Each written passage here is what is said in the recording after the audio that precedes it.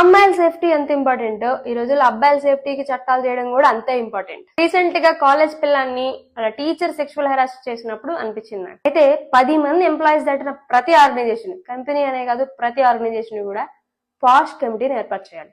Prevention of sexual harassment. At least 4 members ఉండాలి ఆ కమిటీలో. 3 ఇంటర్నల్ పర్సన్స్ అయినా ఒక్కరు మాత్రం ఖచ్చితంగా అవుట్ సైడ్ పర్సన్ అయి ఉండాలి. ఎవరైతే ఈ కేసెస్ ని హ్యాండిల్ చేయగలుగుతారో, సరైన గైడెన్స్ ఇవ్వగలుగుతారో, ఇలాంటి కంప్లైంట్స్ వచ్చినప్పుడు డీల్ చేయగలుగుతారో ఆ పర్సన్ అయి ఉండాలి. మీరు కూడా అవ్వచ్చు, పాష్ కన్సల్టెంట్ అవ్వచ్చు, మీరు పాష్ ఎక్స్పర్ట్ అవ్వచ్చు. మిమ్మల్ని ఆర్గనైజేషన్స్ తీసుకుంటాయి మీరు అంత క్యాపబిలిటీ ఉంటే. మీకు అయితే ఎటువంటి రిక్వైర్మెంట్స్ ఉండాలి అనేది ఇంట్రెస్టెడ్ అని కమెంట్ చేయండి, చూసి నేను లాంగ్ వీడియో చేస్తాను. అయితే ఈ పాష్ కమిటీని అన్ని ఆర్గనైజేషన్స్ పెడుతున్నాయా అంటే లైట్ తీసుకుంటున్నాయనే చెప్పాలి. ఓన్లీ ఆడిట్ రిపోర్ట్ లో మెన్షన్ చేసుకోవడానికి మాత్రమే ఆగిపోతుంది కంప్లైంట్స్. పాష్ కమిటీ ఉందా, ఉంది, లేదా, లేదు, అంతే. విషయం ఏంటంటే గవర్నమెంట్ కూడా లైట్ తీసుకుంటుంది. దీని నుంచి మనకి ఏమైనా ట్యాక్స్లు వస్తాయా ఏంటి, వాళ్ళు పెట్టుకుంటే ఏంటి పెట్టుకోకపోతే ఏంటి అనుకుంటున్నారేమో తెలియదు. బట్ రానున్న రోజుల్లో ఖచ్చితంగా సీరియస్ గా తీసుకుంటారని అనుకుంటున్నాను.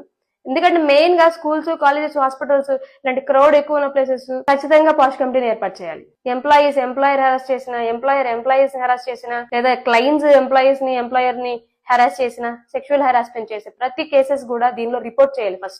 ఫస్ట్ ఆర్గనైజేషన్ లో ఇంటర్నల్ గా రిపోర్ట్ చేస్తే వాళ్ళు సరైన యాక్షన్ తీసుకోవాలి. చట్ట ప్రకారం అయితే ఖచ్చితంగా ఉండాల్సిన కమిటీ ఇది. కానీ మీరు ఎటువంటి ఇన్కంప్లైన్స్ అవ్వకూడదు అనుకున్న వాళ్ళు, కంపెనీస్, ఆర్గనైజేషన్స్ పాష్ కమిటీని పెట్టుకోండి.